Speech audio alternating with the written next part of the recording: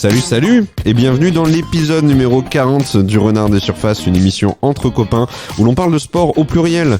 Et aujourd'hui, un épisode un petit peu particulier parce que ça y est, il est enfin là. Ça fait 1 an qu'il aurait dû animer notre mois de juin, donner à nos soirées un peu de folie et nous mettre du bleu plein les yeux. L'Euro 2020 est à nos portes et il débutera dans 8 jours.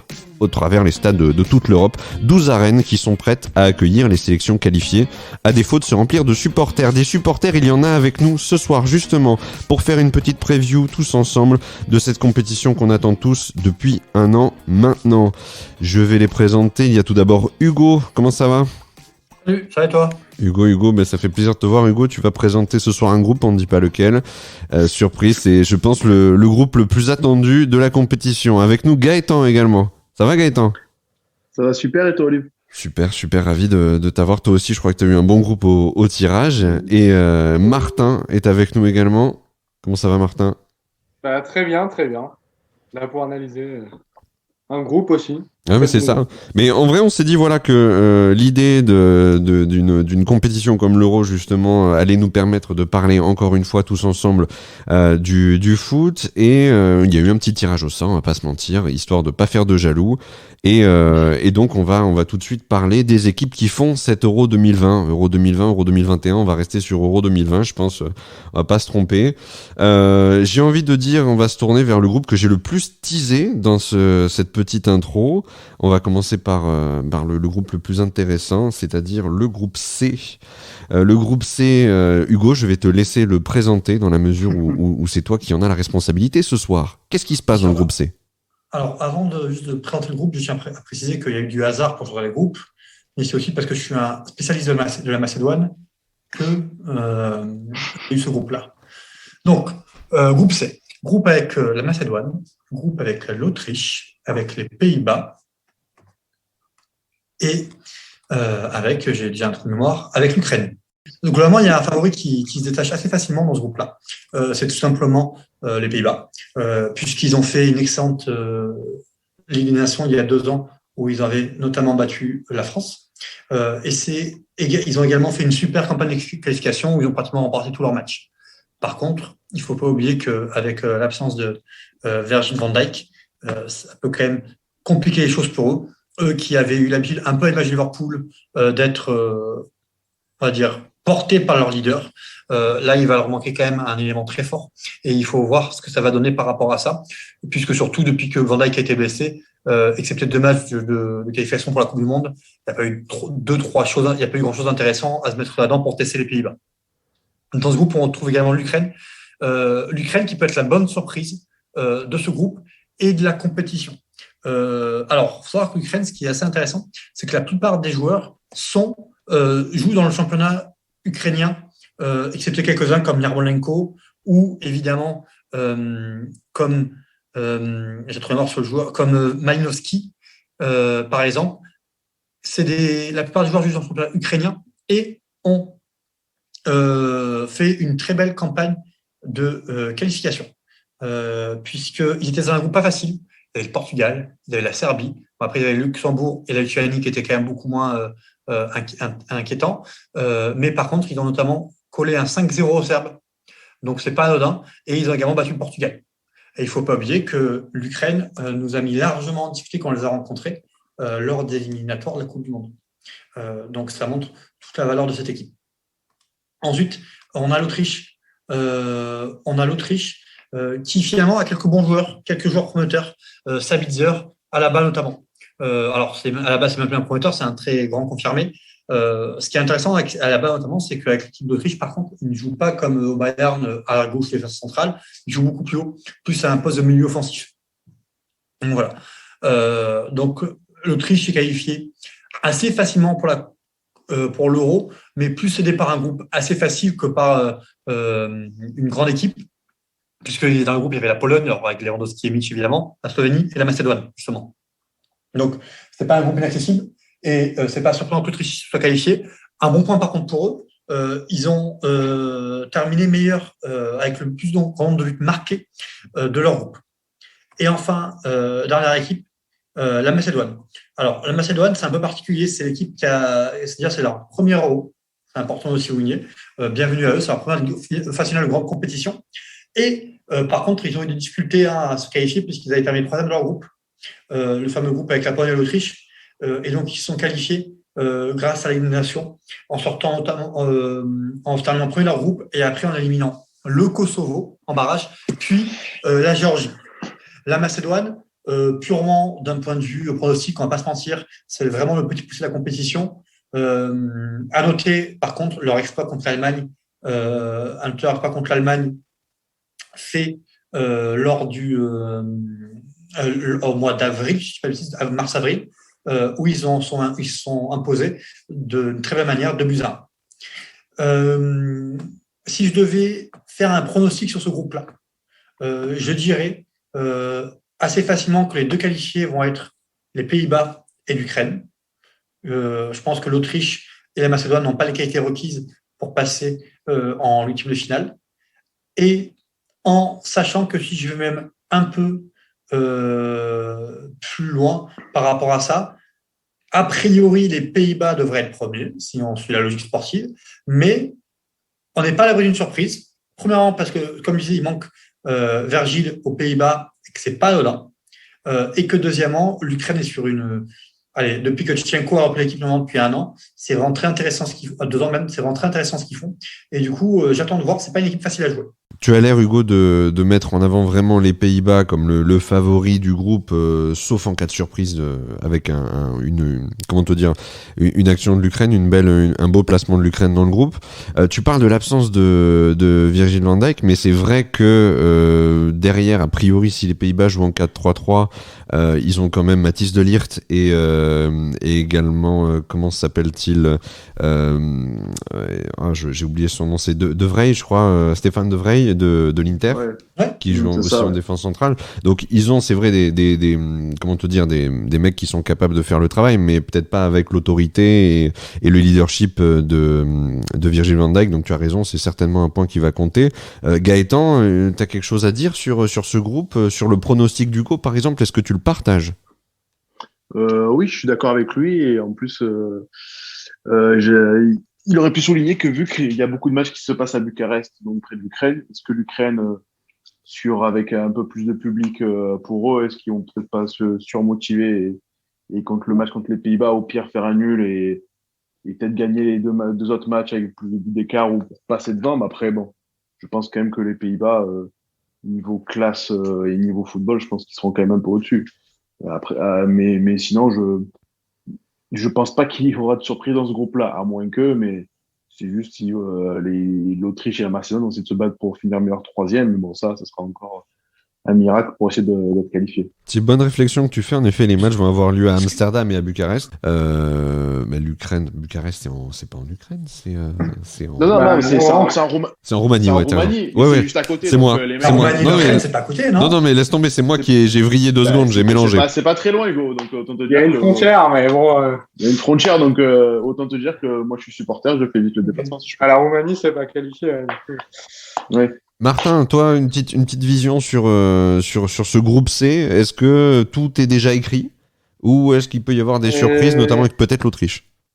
C'est ce que je me disais. L'Autriche n'est pas si en retrait. Je pense qu'il y a peut-être moyen qu'ils accrochent une victoire, un nul et que ça passe en huitième. Il suffit de pas grand-chose pour passer. Après, c'est vrai qu'ils sont un peu moins bien. Là, ils n'ont pas très bien commencé les qualifs de la Coupe du Monde. L'Ukraine semblait, alors qu'elle était un peu mise à l'écart à un certain moment, et un peu plus dedans. Là, on voit qu'elle va disputer avec l'équipe de France la première place pour le mondial.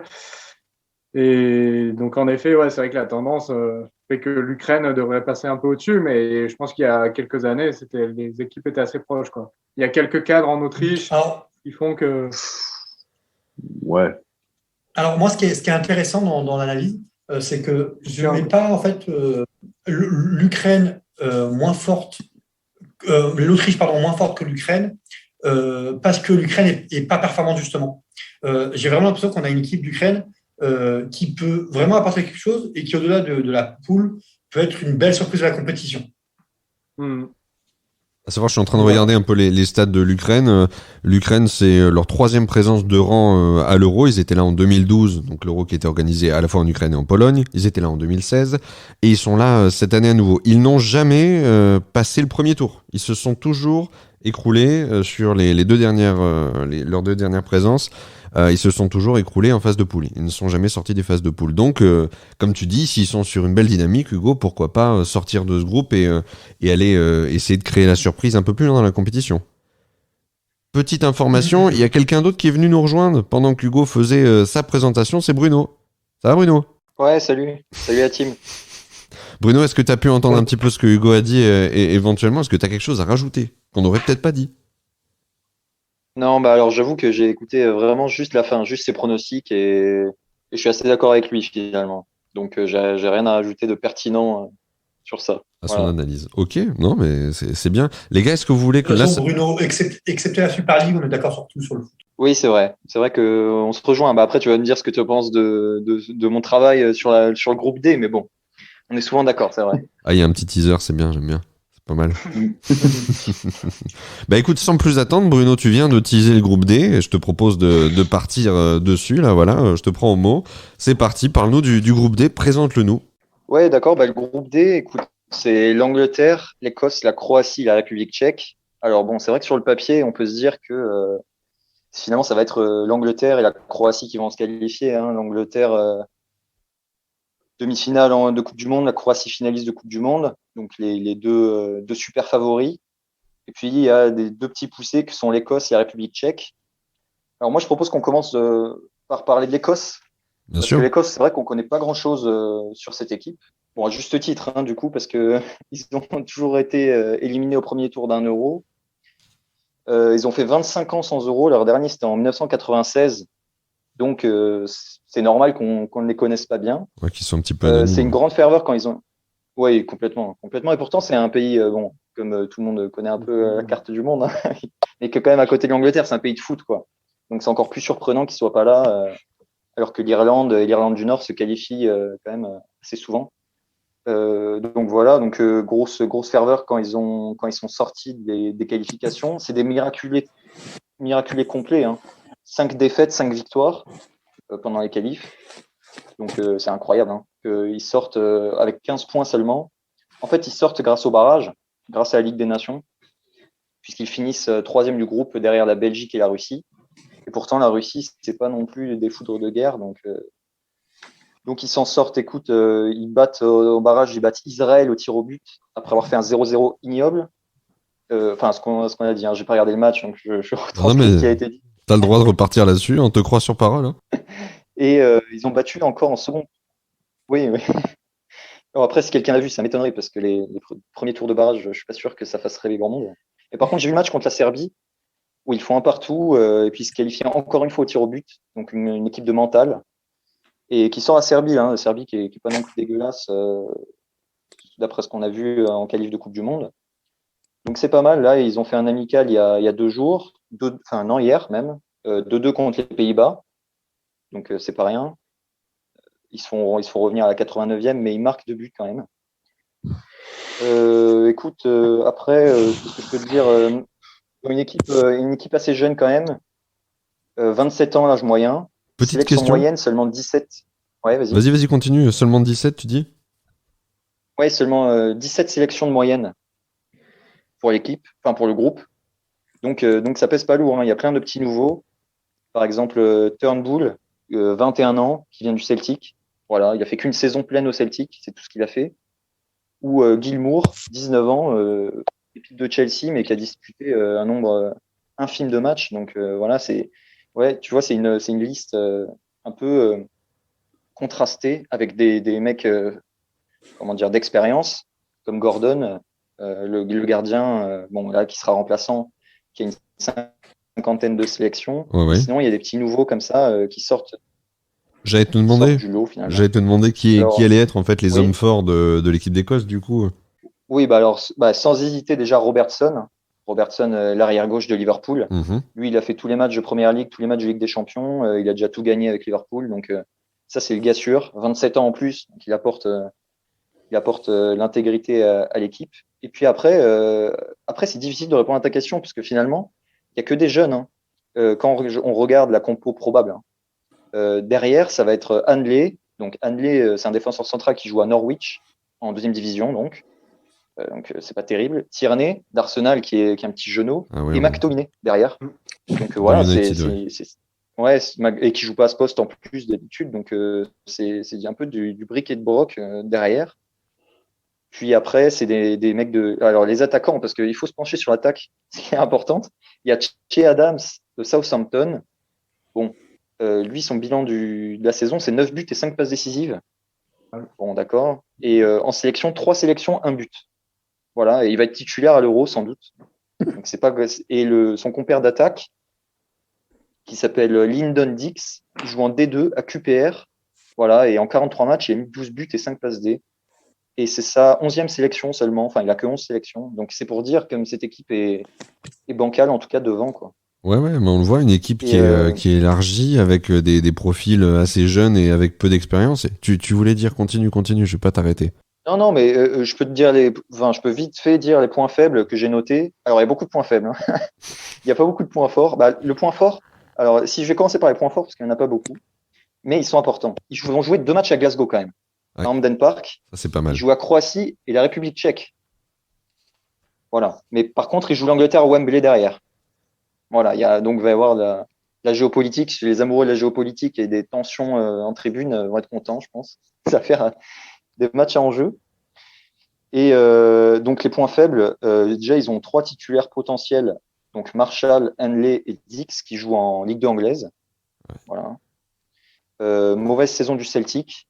Et le Celtic, c'est le club quand même fort. Il y a beaucoup de sélectionnés qui viennent du Celtic. Il y a des joueurs qui jouent pas forcément à leur place, comme McTominay. Il y a 11 joueurs de la liste dans le championnat écossais. Ouais, donc c'est vraiment... le championnat écossais, à part les...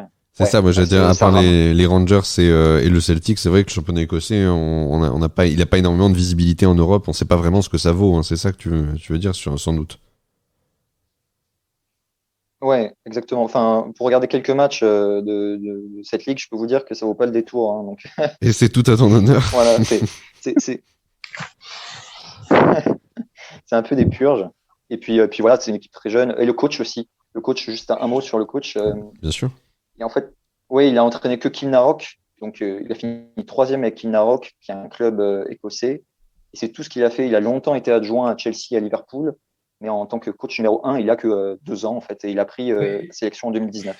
Il n'a pas une sacrée expérience internationale, quoi. Ouais, exactement. Mais même au niveau club, c'est un peu, en Kilnarrock, quoi, c'est tout. Donc, il se joue la pression dans les gros matchs, etc. C'est Steve Clarke. On va voir ce qu'il va faire, mais ça peut être un problème aussi. Je sais pas si tu as fini avec l'Écosse, mais c'est vrai qu'en parlant d'expérience internationale, il y a d'autres équipes de cette poule, de ce groupe-là, qui sont quand même assez blindées. Oh oui. Bah, typiquement, l'Angleterre, c'est un peu de l'anti-Écosse sur le papier, puisque ils jouent dans tous les grands clubs anglais. Ils ont tout gagné. Ils sont même les petits qui ont 21 ans, 25 ans, ils ont quand même tout gagné. Ils jouent dans les plus grands championnats. Donc oui. Je regarde la compo de l'Angleterre. Je sais pas si. Pardon. Ça va être intéressant. Vas-y, continue, je t'en prie. Bien sûr. Non, mais c'est une bonne transition. Ça, on voit le spécialiste de l'exercice. Oui, bah l'Angleterre, bah voilà. Bon, je pense que on a tous vu la liste passer quand même, parce que c'est un des favoris. Hein. Ils ont quand même une équipe de fous, hein. Kane, bon, qu'on ne présente plus, 22 buts, 13 passes décisives cette saison, un monstre. Foden, Sancho, Sterling, Rashford, Grealish, peut-être Jesse Lingard qui va être appelé. Là, c'est une surprise parce que là, ça vient de tomber il y a 1 heure. Et Trent Alexander-Arnold est forfait. Donc Lingard, Ward-Prowse ou d'autres vont être appelés. Voilà. Alors pour le coup, contrairement à l'Écosse, j'ai l'impression que l'Angleterre, on parle aussi de joueurs qui évoluent dans leur championnat national.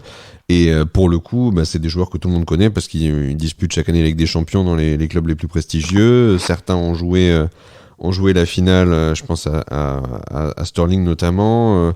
C'est un effectif, je suis en train de regarder la composition, là, c'est quand même assez ronflant, quoi. Hein. Ah oui, c'est incroyable. Hein. Toutes les lignes, on se dit, c'est pas mal. Après, le point faible d'Angleterre, c'est toujours le mental. Hein. Ça, on l'a vu contre l'Islande, quand ils sont craqués, ils avaient aussi une équipe de fous. Contre la Croatie était prenable. Hein. Ils sont friables mentalement, mais oui, comme le soulignait quelqu'un dans le chat, ils ont été, pour les éliminatoires, ils ont fini avec 21 points, devant la République tchèque avec 7 victoires et une seule défaite, et ils ont perdu contre la République tchèque 2-1 au match retour. Voilà. Bon, il faut le dire, même s'ils étaient quand même largement qualifiés du coup avant ce match. Ils ont mis 37 buts en éliminatoire pour cet Euro et seulement 6 encaissés, donc c'est des candidats sérieux. Ouais, c'est une équipe solide. Ouais. Mais par contre, alors si je pouvais mettre un bémol aussi, ils ont été 3e en hors poule de Ligue des Nations, derrière le Danemark, donc qui est un peu, il n'est même pas qualifié. Enfin, si, qui est qualifié. Mais c'est Martin qui nous parlera du Danemark tout à l'heure. Voilà, j'en parlerai. Ne pas sous-estimer. Et derrière la Belgique aussi. Ils ont été battus par la Belgique. Donc, mentalement friable contre les grosses équipes. Est-ce que c'est une référence Est-ce que c'est une référence d'être battu par la Belgique? Est-ce que c'est vraiment si grave que ça? Non, je fais une blague, hein, je t'inquiète pas, je fais une petite boutade. Bien sûr qu'on n'a pas envie de se faire battre par les Belges. Non, c'est sûr. Bah ouais, cette équipe d'Angleterre, c'est vrai qu'elle fait envie. Alors, elle me fait penser à une équipe du groupe F qu'on aime bien et qui a aussi beaucoup de grands noms et voilà, qui est impressionnante. Mais elle a peut-être un peu moins de confiance que l'équipe de France elle a peut-être un petit peu moins de mental que l'équipe de France. En tout cas, cette équipe d'Angleterre, si tu dis qu'il y a des failles, elles sont peut-être dans la tête. Ouais. Avant d'être sur le terrain. Moi, personnellement, je suis convaincu que l'Angleterre va se cracher. J'ai pas d'argument tangible pour dire pourquoi, mais c'est un instinct, c'est une sensation, l'Angleterre va se cracher. L'équipe est assez jeune, il y a beaucoup de noms, c'est assez dur de mettre une feuille de match, quoi. Je pense que c'est assez difficile de mettre tout le monde d'accord. Et puis, c'est pas le seul championnat comme ça, mais ils sont allés loin. Tous les grands clubs anglais sont allés loin en Coupe d'Europe. Tous les grands clubs d'anglais ont enchaîné l'année dernière et cette année avec le Covid. On sait que le championnat anglais est aussi très exigeant physiquement. Et je ne sais pas pourquoi, tout ça fait que je me dis ils vont arriver épuisés et ça va être compliqué pour eux. Je suis d'accord peut-être avec toi, mais c'est surtout que c'est le fait que le coach n'est pas n'a pas beaucoup d'expérience. Et il a trop de gens au même niveau, donc il faudra faire des choix. Et faire des choix, c'est faire des bons choix, c'est être un bon entraîneur. Et pour l'instant, la Coupe du Monde, ça n'a pas suffi. Est-ce qu'à l'Euro, ça va le faire? Et surtout avec des joueurs un peu fatigués, surtout un mec comme Harry Kane, s'il prend un coup sur sa cheville, ça lâche de suite. Donc je sais pas, à voir.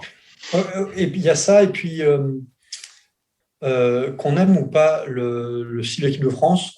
Et s'il y a bien un truc que les champs ont mis en place dans cette équipe, un peu comme, allez, on va faire une comparaison, comme l'Espagne en 2010, c'est un style de jeu. Alors différent, mais c'est un style de jeu.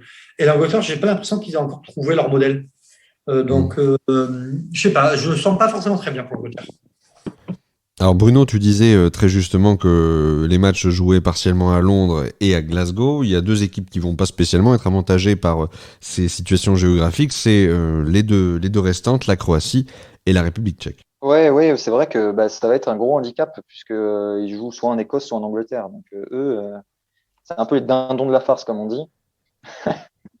Enfin, comme personne dit, comme on dit dans les années 50, je pense. Boomer. Oui, on peut parler c'est horrible de faire ça. On peut parler de la Croatie quand même, qui sont favoris aussi pour la victoire finale. On va pas. Ils ont été sortis quand même à l'Euro, il faut le rappeler, en 2016 par le Portugal en 8e, après un match absolument affreux. Je ne sais pas si vous vous souvenez. C'était un peu l'équipe frisson. Ouais. C'est le pire match au que bout j'ai du vu suspense. de Ouais, clairement, moi aussi, je m'en souviens très bien. C'était deux équipes en frisson. Ouais, c'est un truc horrible. Oui, c'est ça. Je crois que c'est pas Quaresma, je sais plus. Ouais, c'est Quaresma qui marque. Je sais plus. Bon, c'est pas. En tout cas, à la fin. Ouais, voilà, c'est ça. Au bout du rouleau. Après, ils ont. Alors, pour le point positif, c'est qu'ils ont terminé premiers. Ils ont terminé. Pardon, c'est difficile. Premier des éliminatoires avec 17 points, quand même, devant les Pays de Galles, la Slovaquie, la Hongrie, l'Azerbaïdjan. Bon, c'était pas le groupe le plus relevé. J'allais te dire, ils ont été autoritaires dans leur groupe, mais ouais, j'attendais de voir ce que tu allais me dire pour la composition du groupe en question, qui n'était pas foufou non plus. Non, vraiment pas fou. Et puis en Ligue des Nations, ils ont fini 3e, hein, avec seulement 3 points, quand même, ce qui est incroyable. Derrière la France et le Portugal, ils ont perdu 5 matchs, ils ont pris 16 buts, ils en ont marqué 9. Et ça, c'est quand même inquiétant avant l'Euro, en tout cas, moi, je trouve. Hein. Après, on peut dire que la Ligue des Nations ne vaut rien, mais quand même, 3 points, c'est un peu ridicule. C'est peut-être un révélateur, cette Ligue des Nations. Moi, quand je regarde l'équipe de la Croatie, en tout cas le 11 type, je vois des noms qui étaient là pendant la dernière finale de Coupe du Monde. Il y a toujours Vida et Lovren en défense. Perisic est toujours là. Modric, qu'est-ce que tu penses d'un Modric qui est peut-être un peu vieillissant maintenant, Bruno, dans cette équipe? Oui, alors certes, il est vieillissant, mais il reste quand même un joueur qu'on peut pas mettre sur le banc. Là. Même si on regarde les milieux, qui mettre à sa place sur le banc. Là, il y a Badeli, qui joue au Genoa, Vlasic, CSKA Moscou, Pasalic, alors pourquoi pas la rigueur à Atalanta. Mais sinon, voilà, derrière, sur le banc, il n'y a personne. Hein. Orzic de Zagreb et Ivan Uzak de Zagreb aussi, du Dynamo Zagreb aussi. Donc, en fait, la question, elle se pose à l'envers. C'est, genre, on peut pas l'enlever, Modric. Ouais. Puis en plus, c'est quand même le leader mental et quand même technique de cette équipe. 136 sélections. Hein. Il est indéboulonnable. Ouais, c'est le taulier. Il a joué plus de 40 matchs avec le Real aussi. C'est pas n'importe qui, on peut pas le mettre sur le banc. Ça ce serait compliqué. Après, il est associé à Kovacic. Hein. Il faut dire que Rakitic n'a pas été sélectionné. Et donc, c'est Kovacic qui est à côté de lui, plus jeune, un profil plus jeune, qui peut le compléter peut-être. Et Brozovic qui fait une saison pleine avec l'Inter aussi. Donc, moi, je la trouve intéressante, cette équipe. Kramaric en pointe, s'il ne se blesse pas. Il a été longtemps blessé, mais il a quand même fait 28 matchs. Il a mis 20 buts. Hein. Donc, c'est quand même un gars, un très bon buteur. Après, il a été blessé pendant longtemps, donc à voir son état de forme. Ce qui pose problème, comme tu l'as souligné, c'est Lovren. Alors, Lovren, il est vieux, hein, il joue en Russie maintenant. Vida aussi. Ah ouais. Est-ce que Kaletakar aura du temps de jeu? Ça, c'est à voir. J'allais te dire, rien n'est moins sûr. Ouais, rien n'est moins sûr. Alors, défensivement, ça va être compliqué. Et puis, Rosalco, alors c'est très difficile à prononcer. Je sais pas. Non, mais tu t'en sors pas mal. Ouais, c'est pas mal. Je vais pas le redire, mais donc, voilà, de l'Atlético, lui, il a joué que 9 matchs. 9 matchs cette saison. Donc, derrière, ça va être, comme j'ai souligné en Ligue des Nations, je pense que ça va être prenable derrière. Ouais. Les garçons, des petites pensées par rapport à la situation de la Croatie. Ça tiendrait quoi contre l'Angleterre, par exemple, cette défense un petit peu patraque ou sur une jambe? Ils tiendraient peut-être leur revanche parce que franchement, la Croatie a vraiment fait très faible impression contre en Ligue des Nations notamment. Enfin, on se dit vraiment qu'ils ne font pas partie des favoris. Ça reste une nation de second plan. Ce n'est pas le finaliste de la Coupe du Monde qui se présente à l'Euro, quoi, pour moi. Alors oui, le Dynamo Zagreb a fait une performance honorable. Hein. Ils avaient remonté à Tottenham en Ligue Europa. Ils avaient fini premier de leur poule et compagnie. Hein. C'est un club qui avait sa place en Coupe d'Europe cette année. Mais oui, il y a des noms. Il y a des joueurs qui ont du talent. Mais bon, oui, voilà, comme il a dit, la défense est vraiment pas terrible. Donc ça m'étonnerait qu'ils aillent plus loin que les quarts de finale, s'ils y arrivent cette fois. Parce que la dernière fois, ils n'y étaient pas arrivés. Ça m'étonnerait qu'ils y arrivent déjà. Ouais, les quarts de finale, ils ne l'ont pas fait depuis 2008. Moi, je pense que la Croatie a quand même, vieilli depuis 2018. L'équipe s'est pas forcément grandement renouvelée, sauf erreur de ma part, mais à ma connaissance, ça reste quand même une équipe similaire. Modric reste quand même très fort. Même si il a quelques années en plus dans les jambes, il reste quand même très, très performant. Mais de là à envisager une performance aussi incroyable que celle de la Coupe du Monde 90 et 2018 pour la Croatie, C'est vrai. j'y crois pas une seule seconde. On va dire que s'ils sortent des poules, c'est déjà une bonne chose. Non, je suis d'accord de l'avis d'Hugo. Je vais rajouter que ayant perdu Mandzukic, tu perds ton attaquant de pointe fétiche, donc il faut vraiment le remplacer et ça n'a pas été pour l'instant le cas. Que quelqu'un comme Kaletakar qui aurait dû avoir une progression n'est pas vraiment arrivé.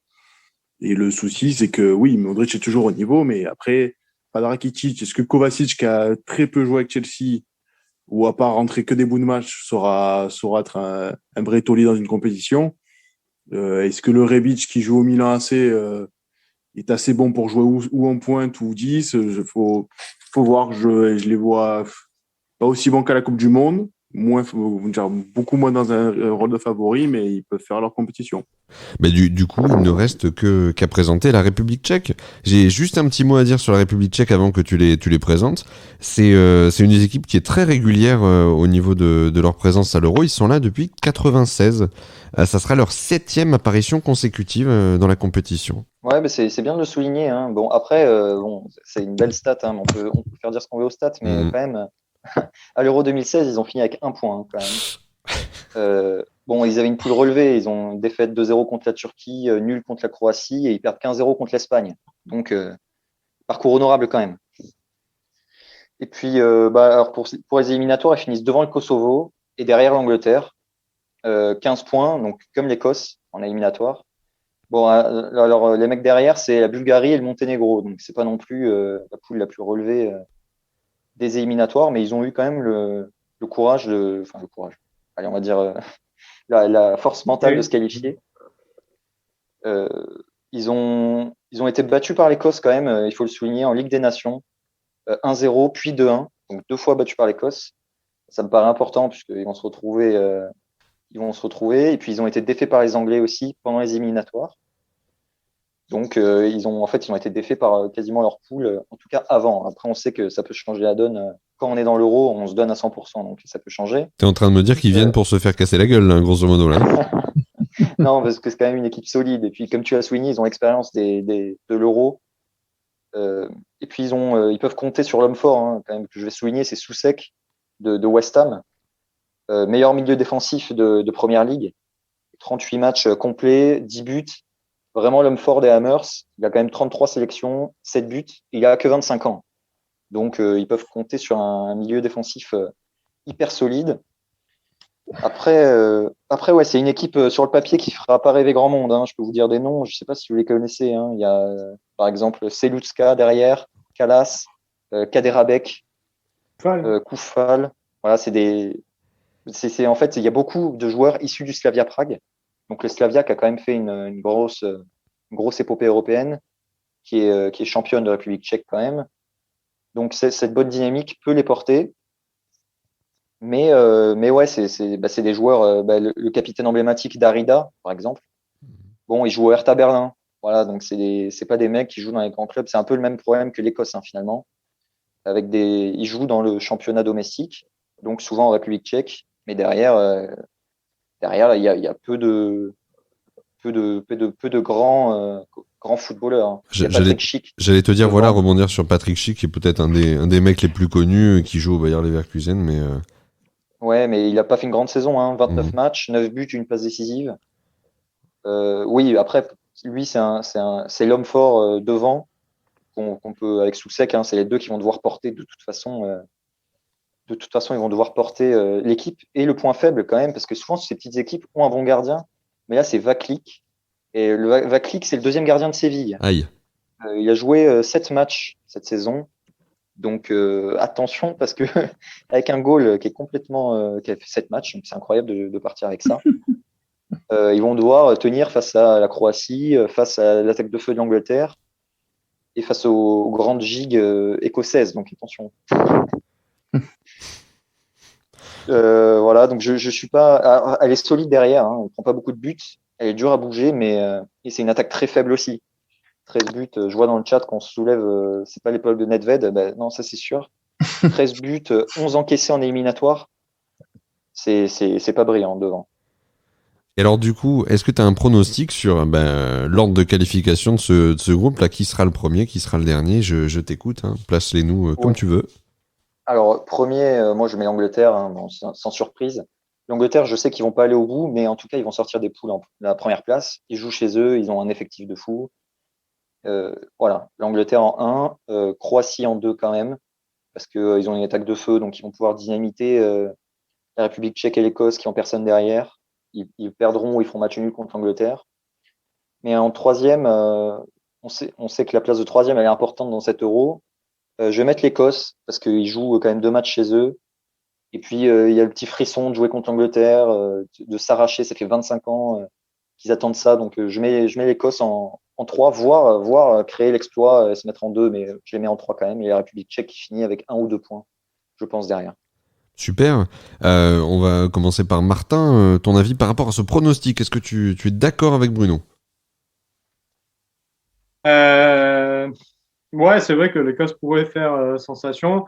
Ouais, la Croatie, bon, j'y crois peu, mais c'est vrai que les deux adversaires sont faibles quand même, République tchèque et Écosse, donc il y a moyen qu'ils s'en sortent quand même sans trop forcer, mais bon, voilà, on verra qui prendront en huitième, quoi. C'est vrai qu'il faut quand même, c'est assez dur de calculer avec ce format-là. Donc, d'être deuxième, premier, troisième, on ne sait pas trop qu'est-ce qui vaut le coup, quoi. Mais ouais, je pense qu'ils auront du mal. Ils ne feront pas des très beaux matchs. Peut-être qu'ils s'en sortiront selon le niveau de leurs adversaires. Ouais. Hugo, tu l'as dit, tu es souvent d'accord avec Bruno. Là aussi, il partage ton avis. L'Angleterre n'ira pas au bout. Mais est-ce que tu partages ton avis sur le classement de ce groupe?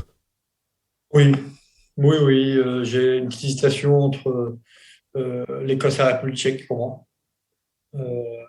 Non, voilà, sur l'ordre entre les deux équipes. Mais excepté ça, je suis c'est un groupe, à mon avis, sans trop de surprises.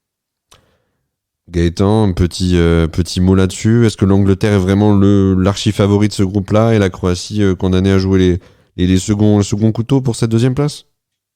Oui, mais je mettrais même l'Écosse, même deuxième, À vu toi qu'ils vont quand aussi. même jouer. Et ils vont jouer chez eux quand même. Donc, et qu'après, c'est, comment dire, comment dire, les flèches on va dire, des tendances. On va dire que la Croatie, ça descend avec Les voilà, bookmakers, tu veux dire? les bookmakers, mais surtout même de la montée en puissance des équipes. La Croatie, c'est plus sur le déclin et l'Écosse est en train de monter. Et même si c'est pas très, voilà, mettre McDominay dans l'axe, tu bricoles, mais c'est quand même, tu sais bien bricoler, on va dire. Et avec le public, et surtout, on va dire, je pense, le derby contre l'Angleterre, ce sera pas un cadeau. Ils peuvent faire, comment dire, faire un petit bonhomme de chemin. Et surtout, là, je regardais l'équipe qui finit première de cette poule, chope le groupe, la poule que j'ai tirée au sort, donc l'Allemagne, Portugal ou France. Donc, vaut peut-être mieux finir deuxième que premier, je pense. Parce que tu chopes le deuxième de cette poule-là, c'est peut-être de suite élimination juste après, quoi. Donc, à voir. C'est kiff-kiff. Ok, bah écoutez, dans ce cas-là, il nous reste deux groupes. On est à la moitié du chemin, mais je pense que on va avoir des informations intéressantes là concernant le groupe qui arrive, le groupe B. Donc c'est Martin qui va nous parler du groupe B. Martin, je te laisse présenter ce groupe. Alors, donc, le groupe B, c'est d'abord, comme la Belgique au final. Il y a aussi la Russie, le Danemark et la Finlande. Donc, on a quand même trois équipes qui ont performé à la dernière Coupe du Monde, qui se sont qualifiées en huitième. Donc, la Belgique qui est allée jusqu'à la troisième place. Et après, on a le nouveau venu, la Finlande, qui n'a jamais disputé de compétition internationale. Donc là, c'est l'événement. L'équipe est au meilleur de sa forme. Donc, s'il fallait commencer par une équipe, autant voilà, se lancer sur la Finlande. La Finlande qui a eu un grand joueur, Litmanen, à l'époque.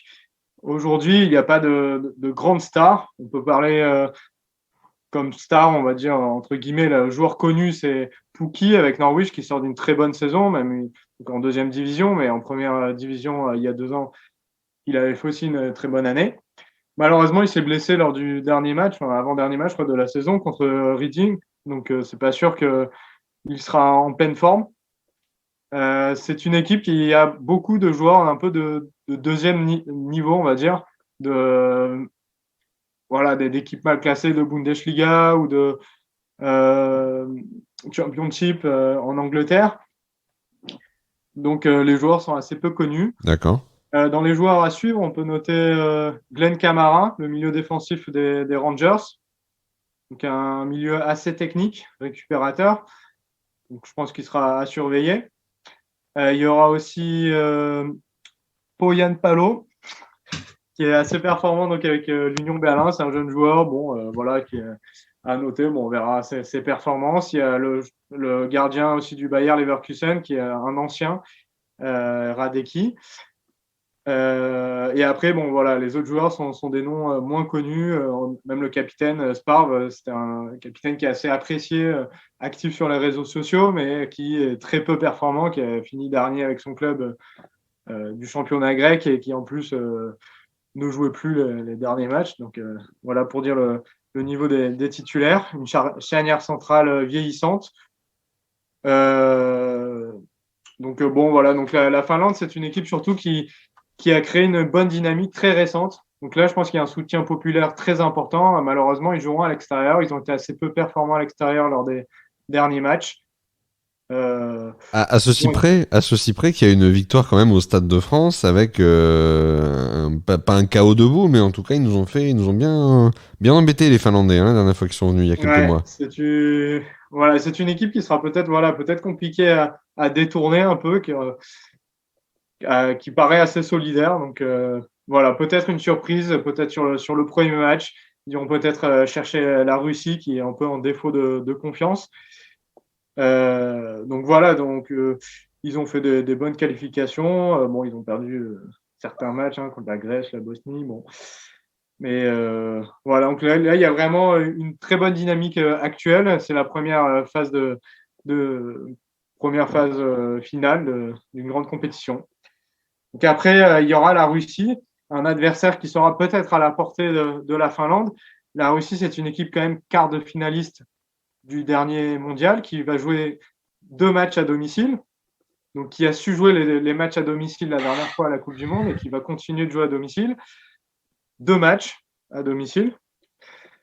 C'est une équipe très vieillissante avec l'entraîneur qui est là depuis quelques années, Cherchesov, qui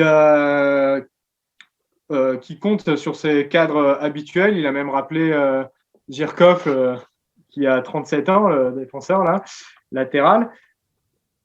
Et il y a assez peu de stars au final. Beaucoup de joueurs jouent en Russie. C'est un championnat qui a quand même assez relevé, qui est presque au niveau en termes de compétition européenne de la France. Donc c'est pas non plus un championnat qui est nul. Avec le Zénith Saint-Pétersbourg qui est de nouveau qui joue un très bon niveau. Donc cette équipe est surtout construite autour de l'attaquant de pointe.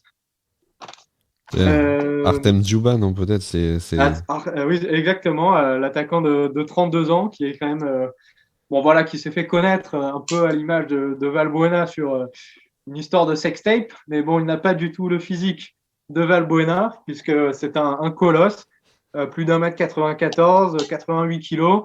C'est vraiment le joueur qui est en pivot. C'est vraiment le pivot à l'image peut-être d'un pivot de handball qui retourne la défense et qui sort d'une très bonne saison, une vingtaine de buts. Je crois que c'est sa meilleure saison.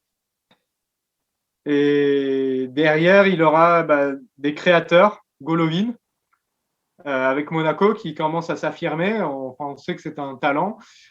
Bon, il a un peu du mal à être constant, mais bon, quand il n'est pas blessé, il est très bon notamment sur coup de pied arrêté, ce qui est un point fort pour cette équipe qui a des colosses, on va dire, des joueurs très costauds. Et il y a aussi Miranchuk, joueur qui essaye de percer à l'Atalanta Bergame.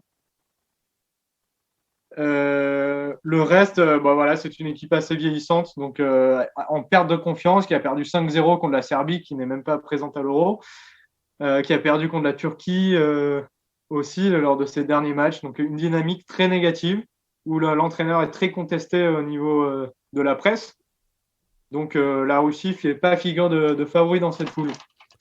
Dans une meilleure forme, il y a le Danemark. Danemark qui, depuis 2016, le Danemark n'a perdu aucun match à part contre la Belgique. Donc, ils ont passé la Coupe du Monde, ils ont passé la Ligue des Nations, les éliminatoires, en perdant uniquement contre la Belgique. Je me rappelle de la Coupe du Monde, ils n'ont fait que des matchs nuls quasiment, à part ils ont battu le Pérou, je crois, et perdu sur un match nul. Mais c'est une équipe qui, à tous les postes, a des joueurs internationaux, mais qui pêche un peu en attaque. C'est une équipe vraiment pas très séduisante, un peu à l'image de son voisin suédois. c'est une équipe pas, voilà, vraiment pas séduisante. Bah, je te trouve dur, je te trouve dur, je te trouve dur, je suis désolé. J'interviens, Ouais. je te trouve dur parce que je les trouve quand même plus sexy que les Suédois. Quand on regarde la composition des Danois, mais tu vas nous dire quel joueur phare tu veux retenir. Mais je trouve qu'il y a quand même des noms qui se sont illustrés récemment là, dans des saisons européennes. Mais c'est mon avis, on en parlera peut-être tout à l'heure. Mais continue ta présentation sur le Danemark. Une équipe moins sexy alors du coup que les Suédois. Ah non, c'est une équipe plus sexy que les Suédois quand même. Ah, On va dire qu'ils ont l'image d'une équipe, voilà, d'accord. d'équipe défensive solide, parce ils pêchent un peu en attaque. En attaque, ils se cherchent un peu. On a Braithwaite, on a Poulsen qui perce pas trop, qui est un peu relégué au second rang à Leipzig, alors que c'est le joueur qui a joué toute sa carrière à Leipzig, qui a porté cette équipe. Il y a des jeunes devant, Wind, très performant au FC Copenhague, ou Olsen à Bologne, qui essaye de s'affirmer. Mais par contre, ils ont un milieu de terrain avec des stars, on va dire Eriksen, champion qui revient au top à l'Inter, qui a eu du mal à s'imposer, mais qui est maintenant titulaire. Højbjerg, de Tottenham, qui est francophone. Rappelons-le, qui a joué toutes les minutes en Première Ligue cette année avec Tottenham.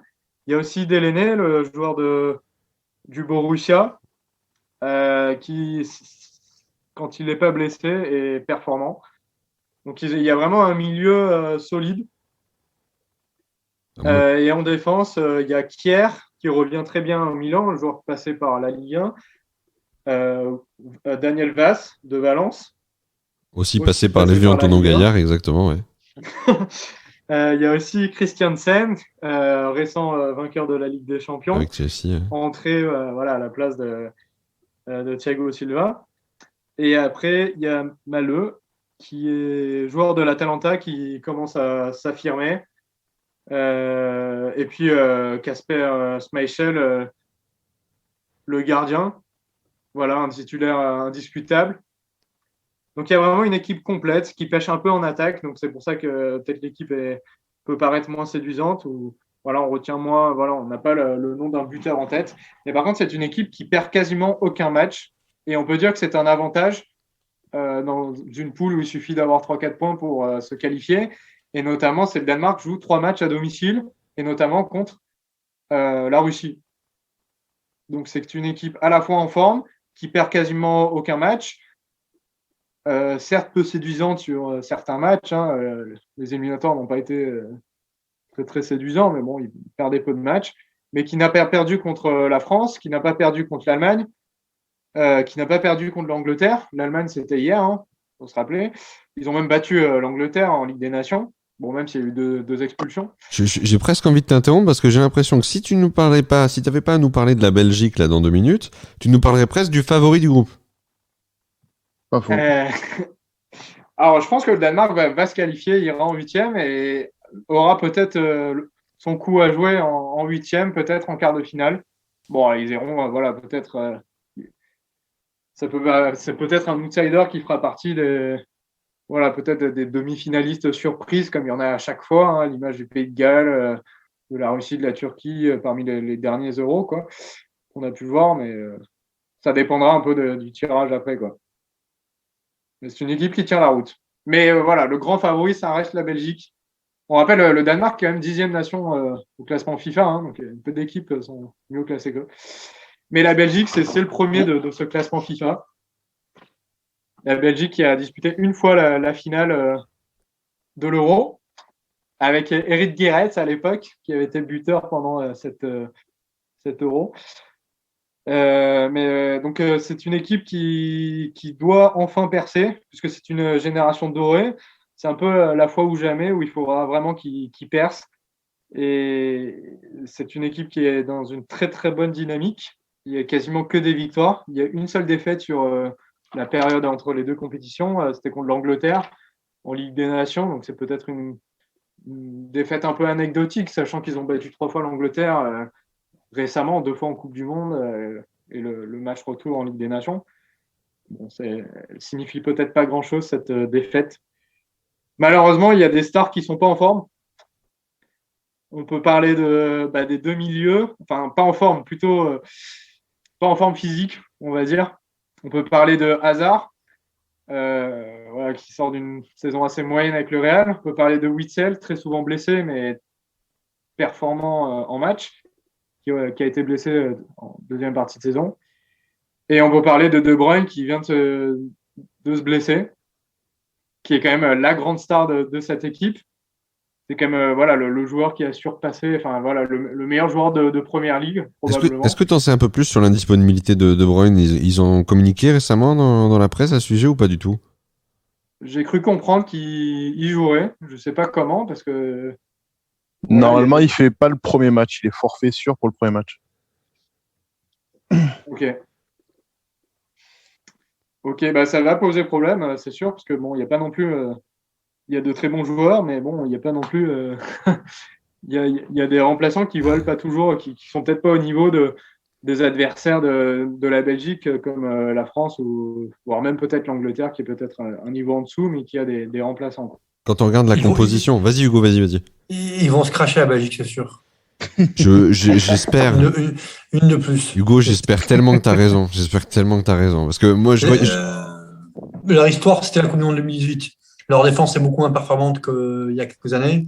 Hazard a été à un niveau hallucinant en Coupe du Monde 2018. Aujourd'hui, c'est un fantôme.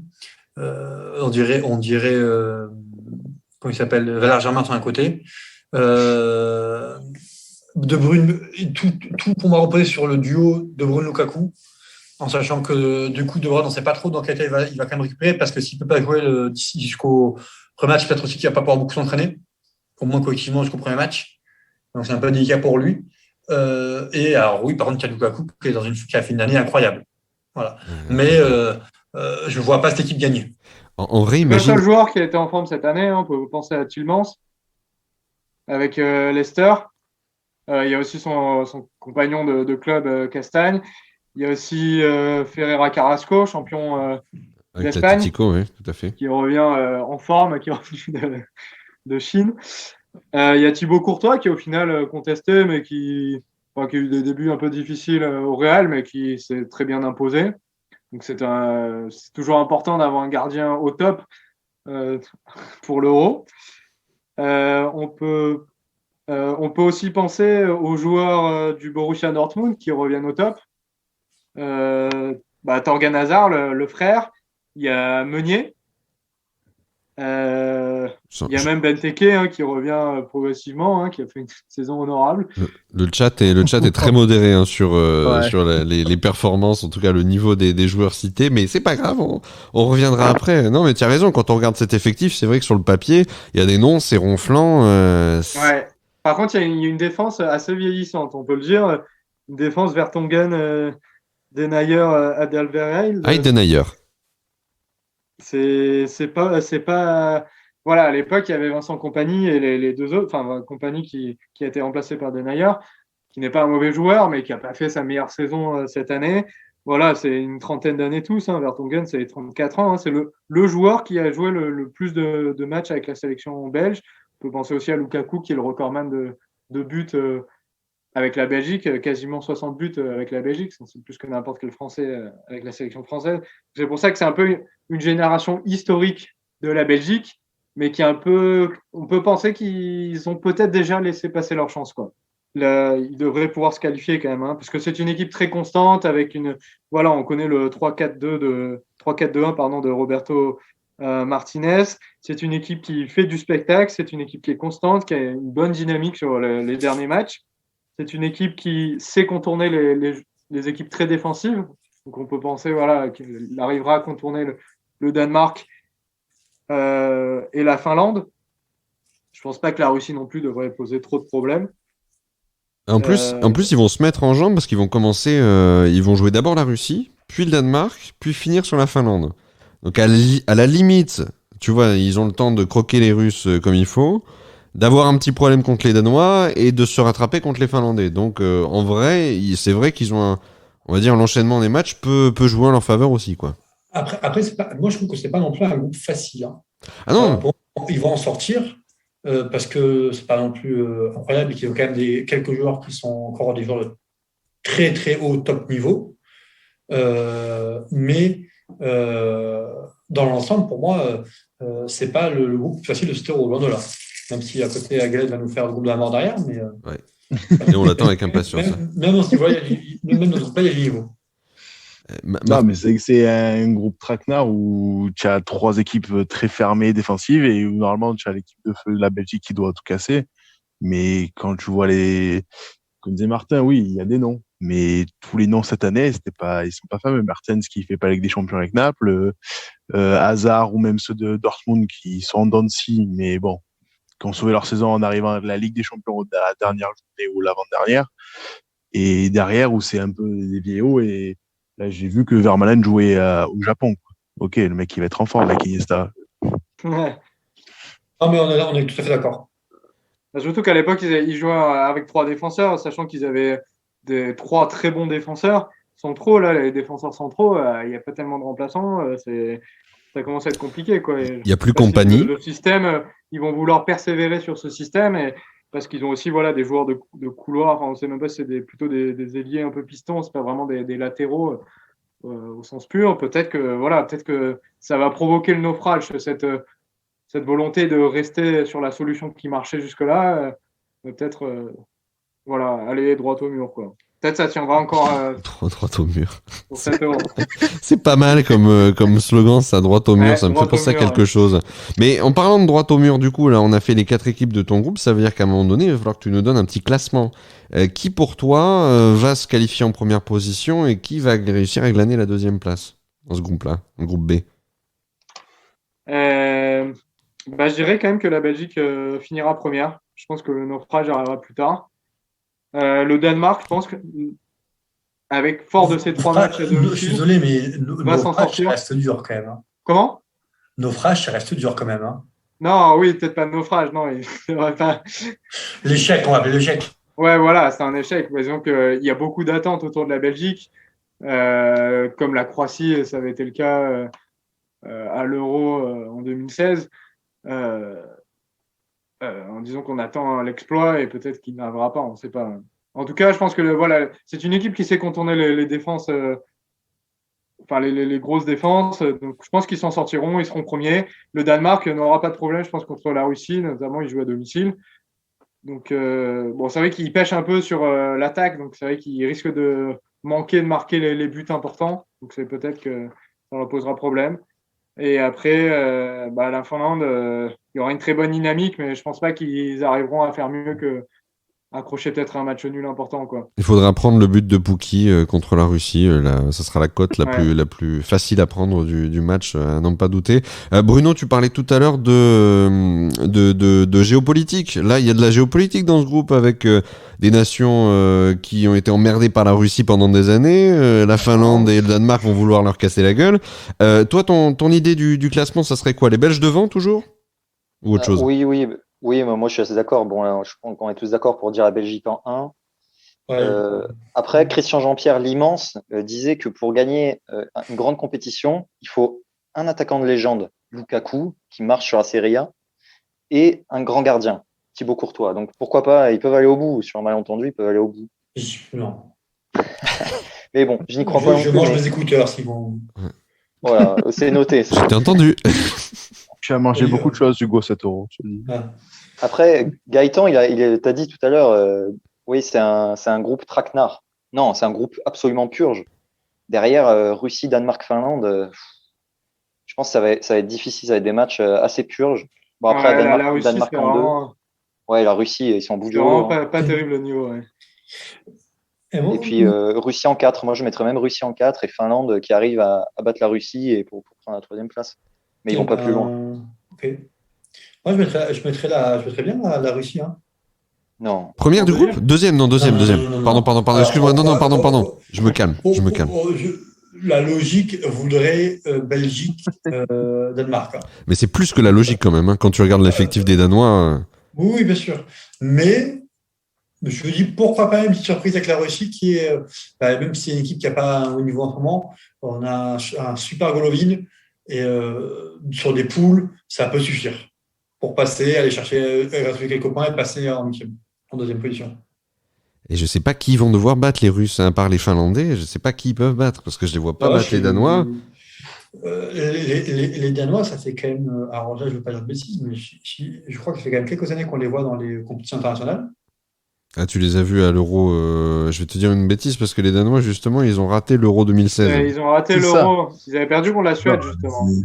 C'est pour ça que les Russes, ils sont plus habitués à faire les Coupes du Monde et l'Euro. Donc, sur ça, et à domicile, il y a moyen qu'ils passent deuxième, tu vois. Après, en 2018, les Danois, ils perdent au tir au but contre la Croatie, hein, en huitième de finale. Ils sont là, ils sont dans notre groupe et tout. C'est des emmerdeurs. On fait match nul contre eux. Oui, mais est-ce que. Alors là, j'en vois un autre débat. Hein. Après, j'adore les Danois. Donc. Mais est-ce que la Croatie est vraiment une équipe de finale de Coupe du Monde? Eh non. Non, oui, non. Bien sûr. Ouais, Est-ce que c'est pas un tableau qui leur a permis d'en arriver là, quoi? On fera ce débat parce qu'on parlera de la Croatie et on en a déjà parlé dans le groupe précédent. Et je veux pas fermer le débat. Mais moi je pense qu'il reste un dernier groupe à évoquer pour clôturer le débat du moment. Un petit groupe, dit Gaëtan.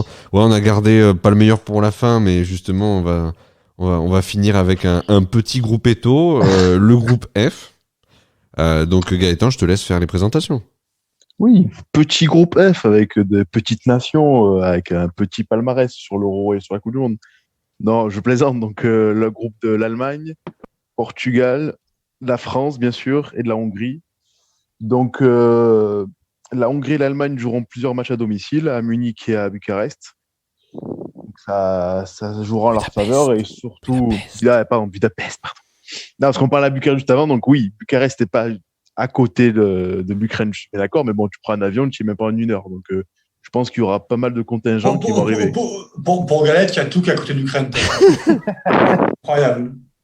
Bah, tu sais, on ne fera pas de géopolitique, mais bon, quand il y a eu un nuage qui a explosé là-bas, tout était à côté de l'Ukraine, hein, t'inquiète pas. Le chat dit à très juste titre, pour Poutine, tout est à côté de l'Ukraine. C'est pas faux. Non, mais juste pour... Donc, je vais commencer par la Hongrie, la petite main, on va dire, c'est que c'est un peu le groupe de la mort, la poule qui tue. Mais bon, heureusement qu'il y a en étant troisième, on peut être qualifié. Je pense que c'est depuis l'Euro 2004 où l'Allemagne a été éliminée avec un groupe avec les Pays-Bas et la Russie. Et je pense que avec Platini, qui a voulu ouvrir un peu et qu'il y a un peu plus de monde qui soit qualifié pour plus de spectacles, plus de matchs et plus de sous, bien sûr. Donc, ils ont mis cette formule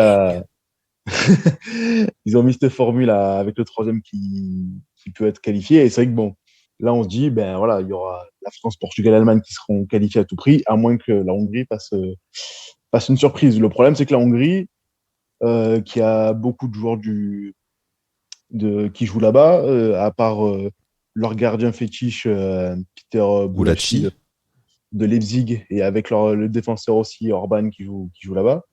Mais ils ont perdu leur attaquant fétiche sur blessure qui fera pas l'Euro. Alors, Dominic Szoboszlai, pardon.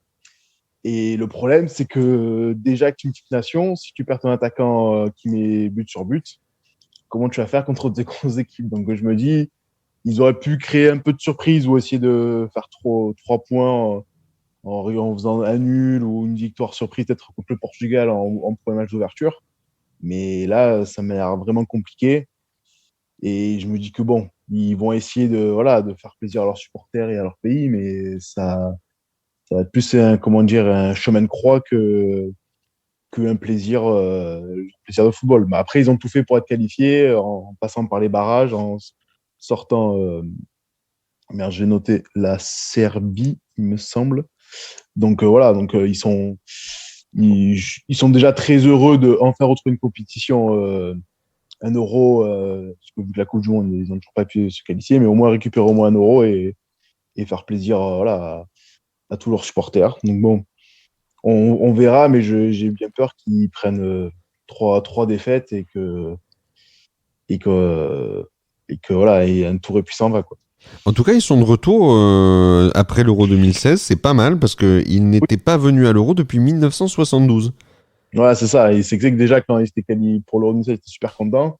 C'est vrai que le 3-3 qu'ils avaient fait en poule contre le Portugal, qui a permis que les deux se qualifient. Donc, ça aussi, c'est un petit miracle. Mais après, c'est vrai qu'en en qualif, à chaque fois, ils passent par des barrages pour pouvoir jouer la compète, quoi.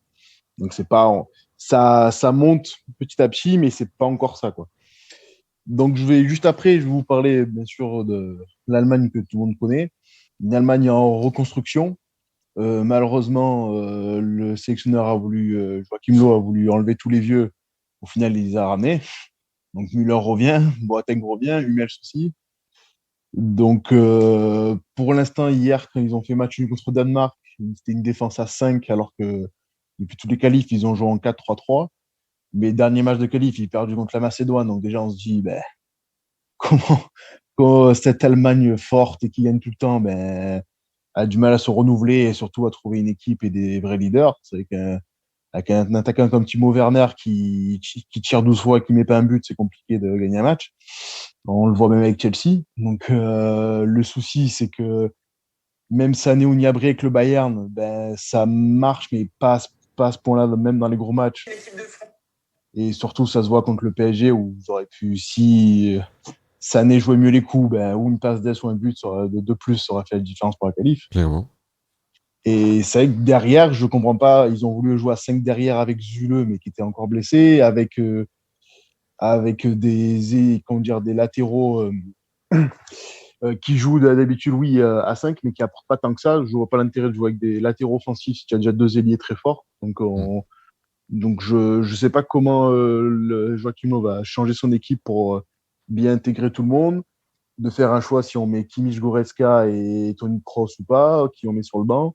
Donc ça m'a l'air d'être une cata sans nom.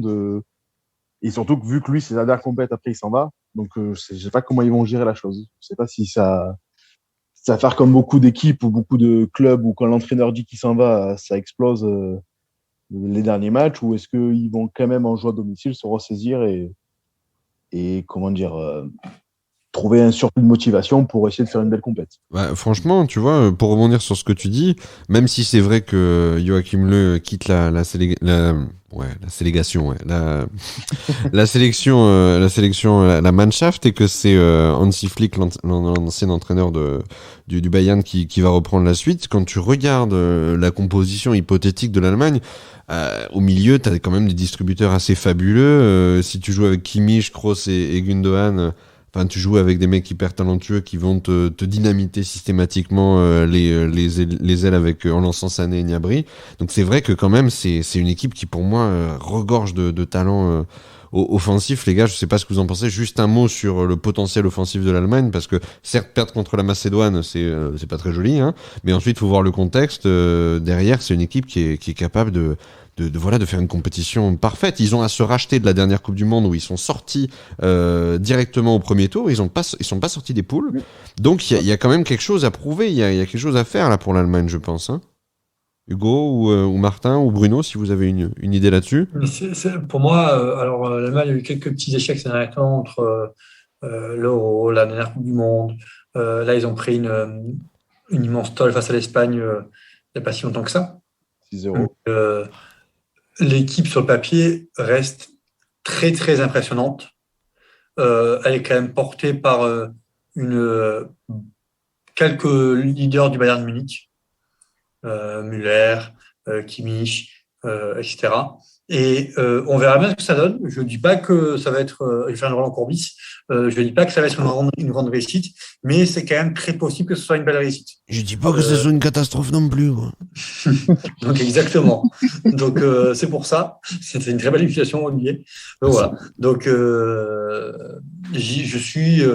C'est complet. En fait, on va pas se mentir. Hein. Moi, je les mets largement au-dessus de la Belgique ou de l'Angleterre, par exemple.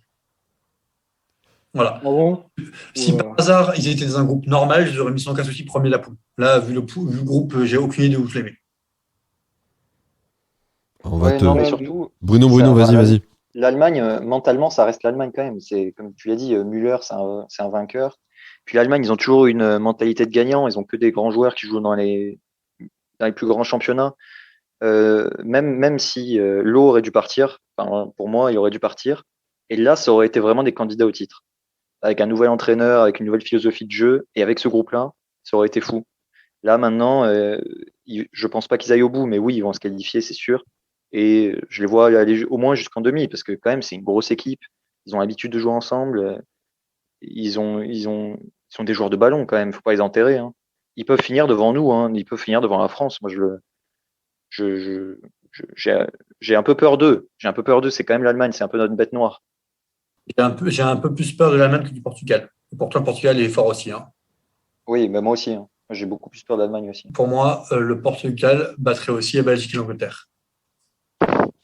Ouais, moi je suis plutôt pour dire que quand même, enfin, le Portugal a montré qu'ils étaient meilleurs que l'Allemagne sur les derniers résultats. Enfin, pour moi, la France et le Portugal sont au-dessus de l'Allemagne.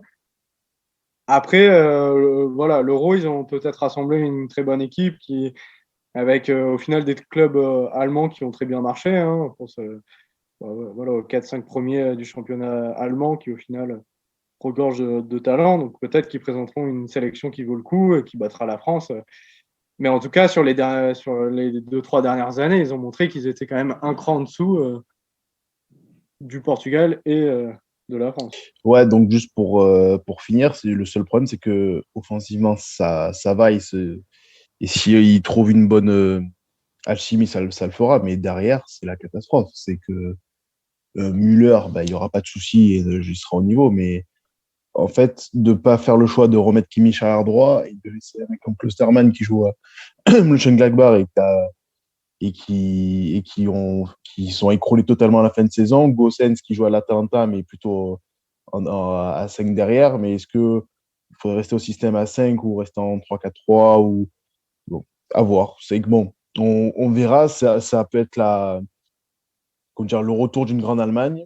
Il ne faut jamais la sous-estimer, c'est sûr. Mais au niveau de la forme des équipes, c'est sûr qu'on mettra le Portugal un peu au-dessus. Donc, je fais cette petite transition. Donc, le Portugal, champion en titre. Champion en titre, champion qui gagne aussi la Ligue des Nations. Donc, bon, compétition pas très réjouissante, mais compétition quand même. Et surtout, je les trouve assez en forme, même contre la France où on a réussi à gagner 1-0 contre eux en Ligue des Nations, mais en tremblant jusqu'au bout. Avec. Je trouve que. Ah, je suis pas d'accord. Parlez-vous. Action. On est allé, je sais plus, c'est à Lisbonne ou à Porto le match. On est allé chez eux et on a eu une maîtrise du match qui était pour moi, c'est le meilleur match qu'on ait fait, que la France ait fait depuis la Coupe du Monde 2018. La maîtrise sur le match du Portugal était pour moi très impressionnante. Et même si on gagne que 1-0, pour moi, on leur marche dessus. Je suis quasiment d'accord avec toi, mais à part les 20 dernières minutes où c'était vraiment le siège et c'était un peu un City-Chelsea. Après, j'avoue que on a eu une baisse physique que j'ai, et même j'ai pas plus en tête les changements, mais qui m'avaient un peu choqué, et où on a dû subir tout le long. Mais après, oui, en prestation, on était au-dessus, mais c'est 90 minutes un match. Et je trouvais ça un peu friand de se dire on joue que la défense et autres, alors qu'on aurait pu, tellement on était au-dessus durant le match, on aurait pu quand même vouloir plutôt jouer le deuxième but que le 1-0.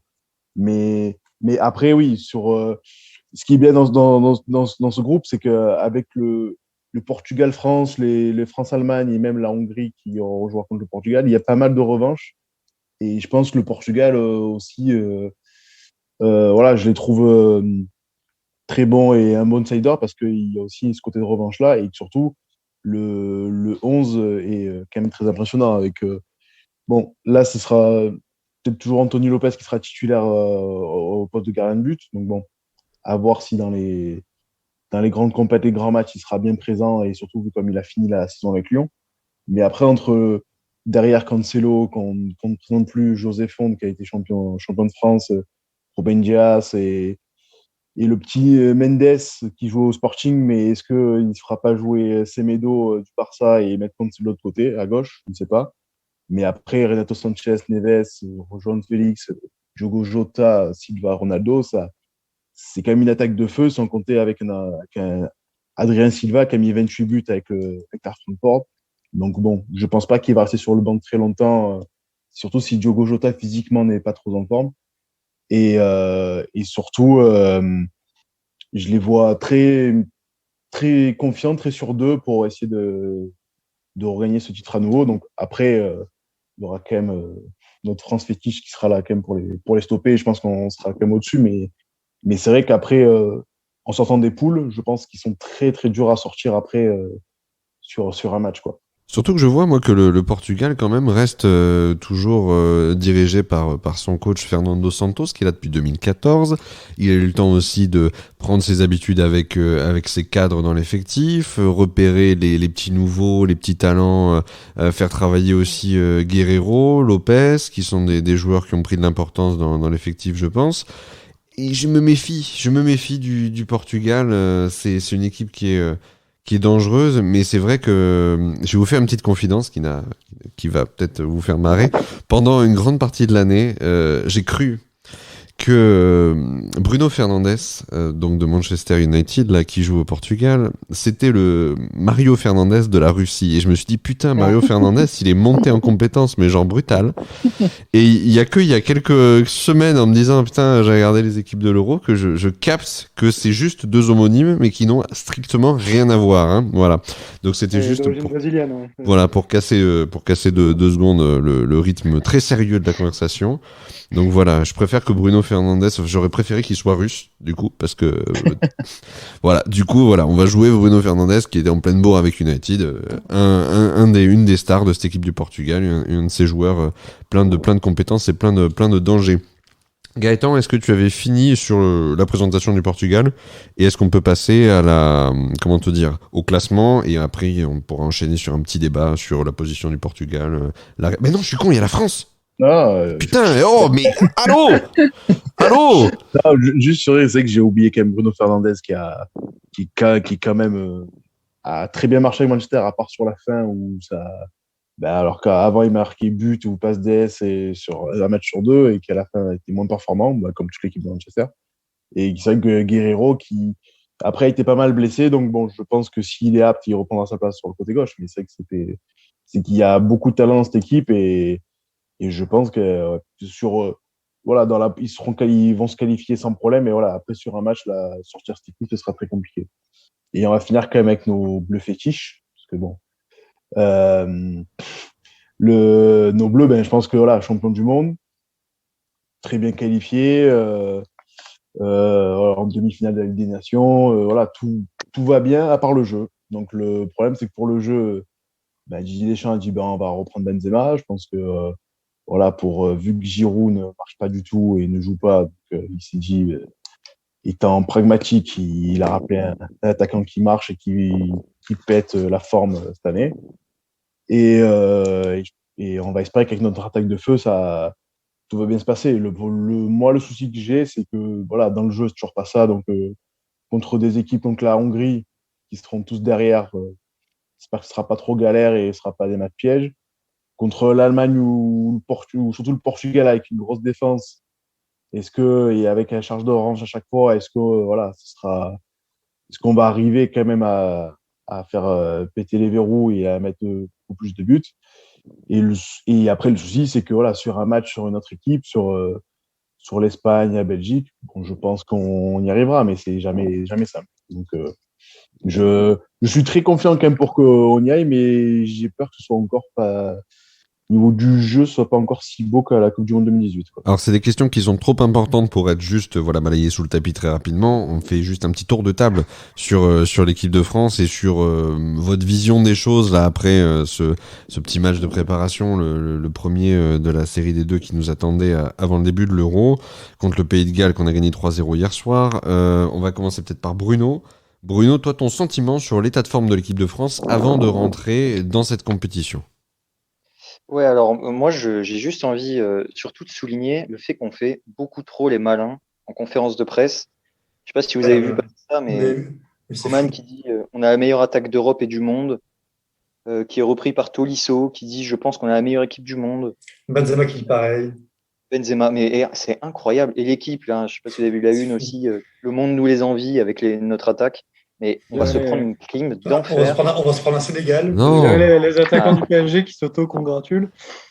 Ah non, mais Ouais, non, mais je- c'est je- refroidir, les gars. je suis d'accord que c'est surprenant, mais Bruno, pour autant, on n'est pas dans le groupe du Sénégal, là. On est dans le groupe avec le dernier gagnant de l'Euro 2016, dans le groupe du dernier gagnant de la Coupe du Monde, le gagnant d'avant, le gagnant de la Ligue des Nations. On est dans un groupe où on sait qu'il faut pas se pointer avec le martini, le petit parasol dans le verre. C'est pas la Corée. Moi, j'ai l'impression Ouais. que vas-y Hugo, mais moi j'ai l'impression qu'ils sont conscients qu'il y a l'Everest à franchir et qu'ils sont juste heureux d'avoir cette force, de se dire on a une putain de force de frappe et ben on va aller on va aller le gagner ce truc-là, on va aller sortir de ce groupe et montrer qu'on est les meilleurs. Vas-y Hugo. Moi, pour la défense de l'équipe de France, la chance qu'on a, c'est que c'est pas Roger Lemaire, notre coach cette année, c'est Didier Deschamps. Et ça, pour le coup, c'est quand même une sacrée différence.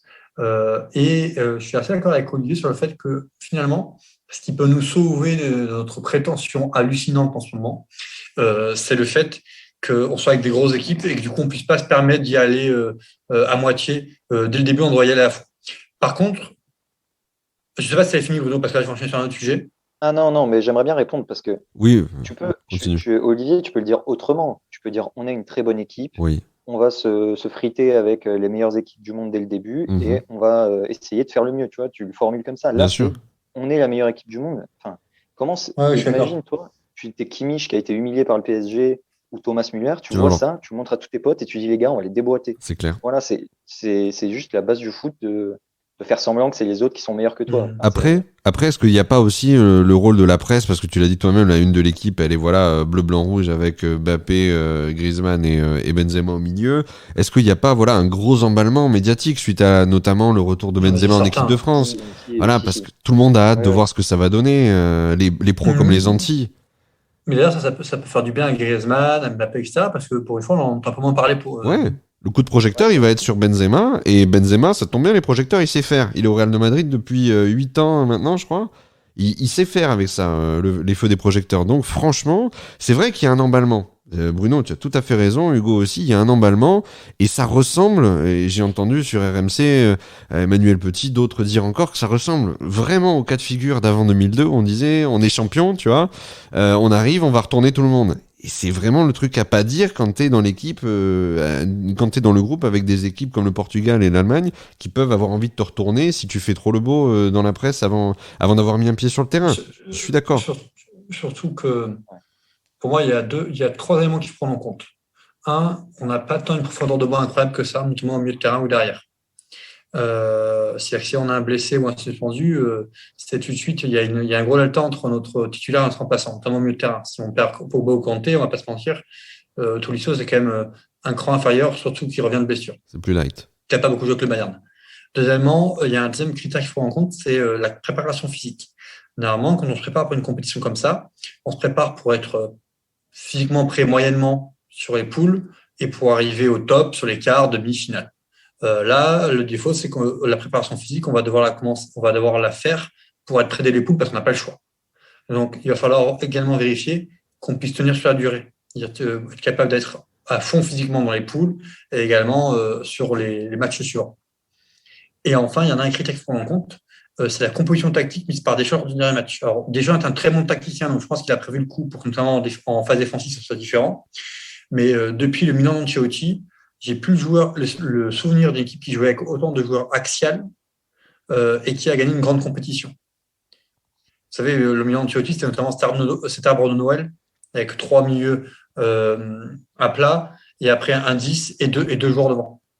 Si je ne pas bêtise. Et voilà, globalement, on va jouer. Là, sur le premier match, on a joué avec un milieu en losange, avec même Mbappé Benzema devant.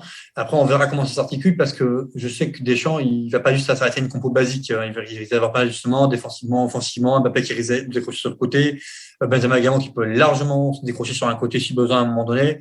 Griezmann qui a également l'intelligence de se décaler si besoin. Enfin, on n'a que les joueurs intelligents, donc on peut y croire. Mais attention à la composition, c'est pas si courant que ça. Oui, bah c'est sûr. En effet, oui, pour les joueurs action, on peut penser aussi à la Belgique, hein, qui a quand même une grosse densité de joueurs axiaux au niveau offensif et qui n'arrive pas trop à percer dans les grosses compétitions. Non, après, la France, je pense qu'elle arrive très confiante parce que notamment lors des dernières Ligues des Nations, a battu l'Allemagne en montrant clairement qu'elle était au-dessus et a battu aussi le Portugal. Donc c'est vrai qu'on a battu nos adversaires. On a toujours été très concentré dans les matchs contre des concurrents directs, enfin des nations de niveau équivalente. Par contre, voilà, contre des équipes peut-être un peu plus faibles, on pense à la Turquie, la double confrontation contre la Turquie, où on ne s'en sort pas. On sait que la France peut être inquiétante, peut peiner dans le jeu, ne pas trouver de solution. On peut penser, par exemple, au nombreux tirs de Benzema hier où il n'arrive toujours pas à marquer. On a l'impression que la situation, on va peut-être la vivre lors de l'Euro. Donc c'est vrai que tout peut se passer un peu dans ce groupe.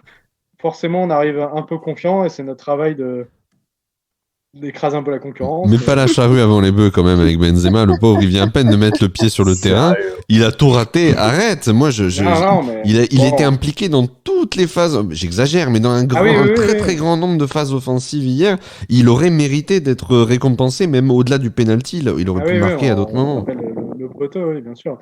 Mais non, mais c'est possible de pas arriver à marquer, Bon, après, c'est vrai que voilà, on a quand même de très très bons attaquants. Oui, mais tu as quand même des espoirs pour cette équipe de France. Pour les mettre au fond, il n'y aura pas besoin de créer tant de choses pour marquer, quoi. J'imagine. Ouais, et puis même si en face ils prennent un carton rouge rapidement, on aura quand même. Mais ils prennent pas de carton rouge rapidement, excuse-moi, référence au match d'hier. On aura quand même les moyens d'aller emmerder les équipes d'en face. Alors certes, dans le groupe, ça sera très relevé. Et justement, Gaëtan, tu as peut-être ou un mot pour finir sur l'équipe de France, ou alors tu veux simplement nous donner ton pronostic pour le classement de ce groupe. Non, et après, c'est que tactiquement, on va tous espérer qu'un jour, comme disait Hugo, vu qu'au milieu, à part Pogba et Kanté, qui sont titulaires indiscutables, mais il mettra Tolisso ou Rabiot, vu qu'il aime toujours être à 3 au milieu. Mais bon, on espère tous qu'un jour, voilà, on joue presque à 4 devant et qu'ils mettent ou Dembélé ou Coman sur un côté, Mbappé de l'autre.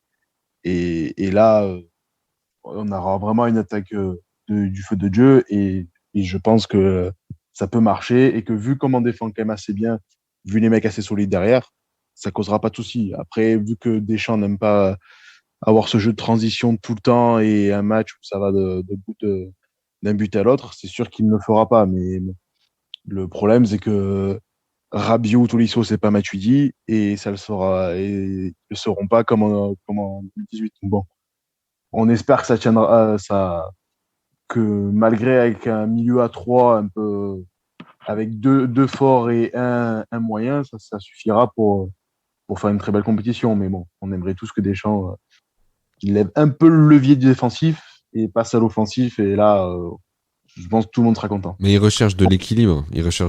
Alors si l'équilibre défensif peut après te permettre de te libérer devant, je pense que c'est ce vers quoi il tend. Mais il veut s'assurer de maîtriser. Je pense c'est un gars qui veut tellement être dans la maîtrise, sans vouloir faire la psychanalyse ou quoi que ce soit, tu vois. Mais il veut tellement être dans la maîtrise de son match et des enjeux qu'il veut vraiment un équilibre défensif avant de pouvoir lâcher les chevaux devant. Et tu sais très bien que s'il arrive à dégoûter l'équipe d'en face derrière, au bout d'un moment, il va sortir les coups de dague derrière, comme on sait faire, et ça peut très bien marcher. Non, après, donc, pour finir, je pense que le petit Koundé aura peut-être sa place à jouer avec Pavard et peut-être jouera un peu plus de matchs que prévu. Et je pense que la France va finir devant, en tête de la poule. Et après, peut-être au minimum demi, mais j'espère mieux. Et faudra voir. Je pense que je pronostique quand même que la France sortira première, le Portugal deuxième et l'Allemagne 3, ou à moins que j'ai peur que ça se joue peut-être entre l'Allemagne et le Portugal sur une histoire peut-être de but ou autre, que les deux perdent à chaque fois contre la France et que si dans la confrontation ils font un match nul, peut-être ça joue au nombre de buts marqués ou autre, contre la Hongrie. À voir. Donc pour toi, l'Allemagne plutôt troisième avec la France et le Portugal dans cet ordre-là. Ok. Ouais. Martin, une petite idée, un petit avis sur ton classement dans ce groupe ? Oui, plutôt d'accord. C'est vrai que l'Allemagne est un peu en construction, tout en faisant appel à d'anciens cadres. Donc ça risque d'être peut-être un peu compliqué. On pense pas, par exemple, aux Pays-Bas qui les avaient battus, qui avaient montré qu'ils étaient supérieurs. La France qui avait montré qu'ils étaient supérieurs. Je pense que là, voilà, ils ont peut-être une cuisine qui fait que ça ne suffira pas, quoi.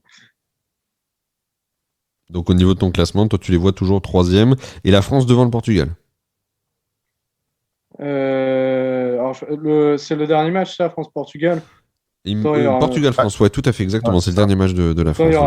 Il y aura peu besoin de jouer ce match. Les équipes se contenteront d'un match nul, je ne sais pas. On verra. Bruno, au niveau de ta vision des choses, comment ça se présente sur ce groupe F, le groupe de la mort? Ouais, moi je vais peut-être faire un pari fou, mais je pense que le Portugal va finir en 1, parce qu'ils ont une équipe frisson. Face à la France, on a trop parlé. L'Allemagne, ils sont un peu dedans. On va dire le Portugal, deuxième la France, et après troisième l'Allemagne. Voilà.